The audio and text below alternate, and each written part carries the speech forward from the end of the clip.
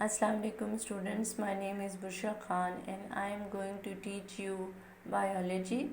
The topic of our lecture is mechanism of breathing. First of all, what is breathing? The physical movements associated with the gaseous exchange are called breathing, means the movements during which we take oxygen in and carbon dioxide is given out through the body. These movements called the involve the process of breathing. Then we have phases of breathing. In the first phase, that is inhalation, or what happened during inspiration, the ribs muscles contract or ribs are raised. The first thing which is happened, that ribs muscles are contract. Contract means सुकड़ जाते हैं and ribs are raised above. Then what happened? At the same time, the dome-shaped diaphragm contract and is lowered down. Dome-shaped diaphragm is the actually protective covering of ribs, which is present outside the ribs. Now what happened when the rib muscles contract and ribs raised above? जब आप air inhale करते हैं तो आपके ribs muscles contract होते हैं और ribs जो है वो अबव रेज्ड हो जाते हैं. फिर डूम शेप डायफ्राम सेम जो है वो कॉन्ट्रैक्ट होगा और लोअर डाउन हो जाएगा. जब आप एयर इनहेल करेंगे और अंदर की तरफ सांस लेंगे तो जो आपका डायफ्राम है वो लोअर्ड हो जाएगा, लोअर्ड पोजीशन में आ जाएगा. Then these movements increases the surface area of thoracic cavity. उसका रिजल्ट क्या होगा? By the movement of diaphragm, these movement increases the area of thoracic cavity. Thoracic cavity is actually called abdominal cavity और chest cavity. Area जो है उसका बढ़ जाएगा, ठीक है, और उसके नतीजे में लंग्स पे प्रेशर कम हो जाएगा. जब लंग्स पे प्रेशर कम हो जाएगा तो लंग्स जो है वो रिलैक्स पोजीशन में आ जाएंगे और air pressure within them also decreases. तो due to the presence of relax position of lungs, air pressure भी जो है वो कम हो जाएगा.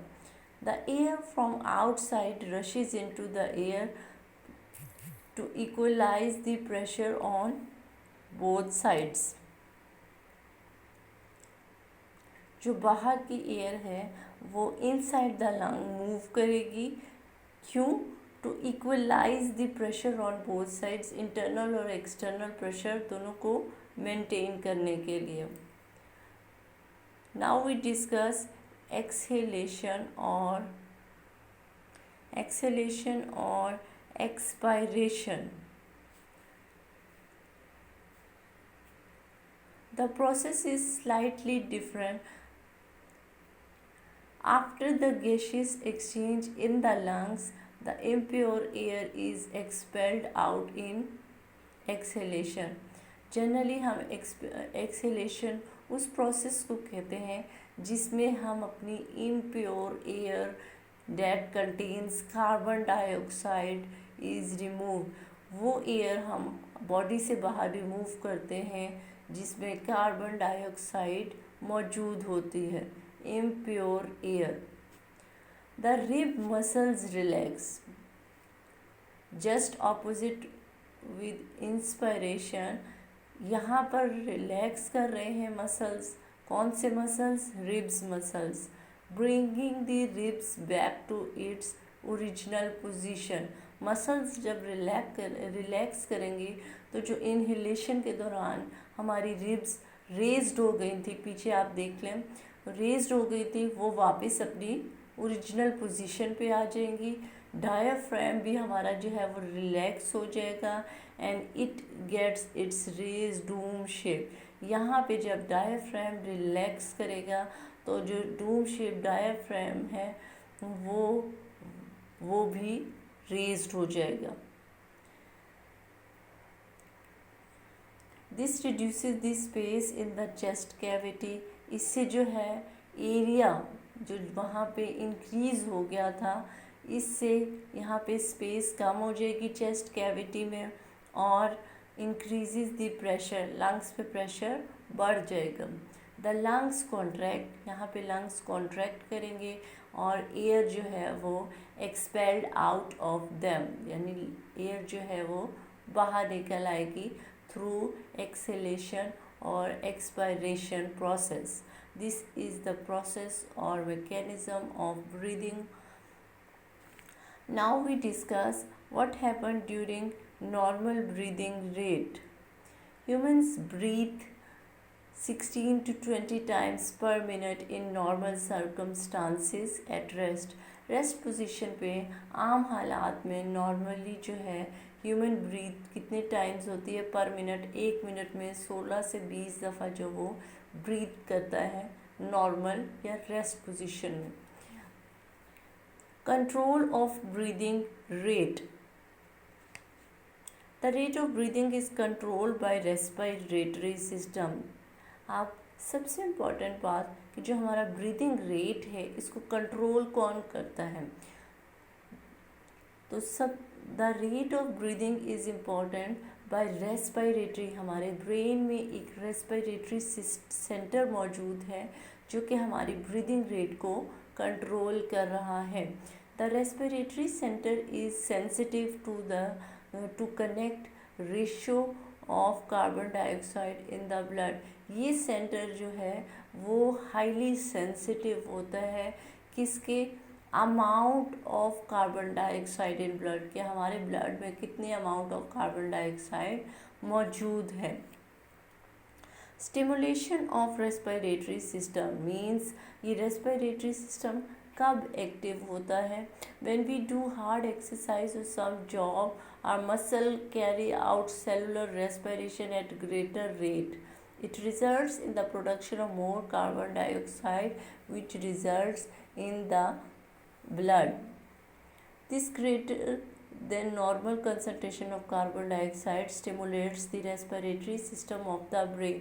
जब भी हम कोई एक्सरसाइज या हार्ड काम करते हैं तो हमारे मसल सेल्स जो हैं उनमें सेलुलर रेस्पिरेशन का प्रोसेस होता है ज़्यादा तादाद में, ठीक है, ग्रेटर रेट में होता है, जिसके नतीजे में बहुत ज़्यादा तादाद में कार्बन डाइऑक्साइड हमारे ब्लड में रिलीज़ होती है, जिसका इफ़ेक्ट क्या होता है कि ये कार्बन डाइऑक्साइड की कंसंट्रेशन जो है स्टिमुलेशन भेजना शुरू कर देती है respiratory system of the brain, so that हम जो है वो ब्रीदिंग का प्रोसेस करें, इनहेल और एक्सहेल करें।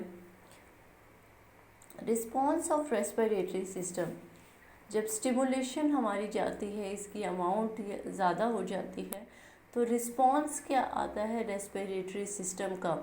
The respiratory system sends to the ribs muscle. Respiratory centre messages भेजना शुरू कर देती है रिब मसल्स को और डायफ्राम को, ताकि जो है वो ब्रीदिंग का अमल जो है वो तेज़ हो सके और कार्बन डाइऑक्साइड जो हमारे ब्लड में मौजूद है वो बाहर निकल सके। Maximum breathing rate during exercise और hard physical works, the breathing rate में increase up to 3 to 40 times per minute. Normal condition में 16 to 20 times per minute breathing होती है, लेकिन जब हम कोई एक्सरसाइज या हार्ड फिजिकल एक्टिविटी करते हैं तो ये जो रेट है ये 30 to 40 times जो है इंक्रीज़ हो जाता है पर मिनट, ठीक है। Then we have comparison of inhale और एक्सहेल या इंस्पायर्ड और एक्सपायर्ड हेयर। जब हम इंस्पायर्ड एयर करते हैं, एयर इनहेल करते हैं और एक्सहेल करते हैं तो हमारी बॉडी में जो अमाउंट है ऑक्सीजन या कार्बन डाइऑक्साइड की वो कितनी होती है इन अ नॉर्मल कंडीशन, हम परसेंटेज को देखेंगे। Amount of oxygen during inspired air is 21% and expired air 16%. Amount of carbon dioxide 0.04% and during expired air 4% carbon dioxide. Amount of nitrogen is 79%, expired में भी 79. Amount of water vapor is variable and saturated. Variable means vary कर रहे हैं, differ कर रहे हैं among due to different conditions of living organisms. Saturated water vapours जो हैं वो सैचुरेट पोजीशन में होते हैं. अमाउंट ऑफ डस्ट पार्टिकल्स भी वेरी करते हैं. Almost done. Temperature variable, almost equal to body temperature. Thank you.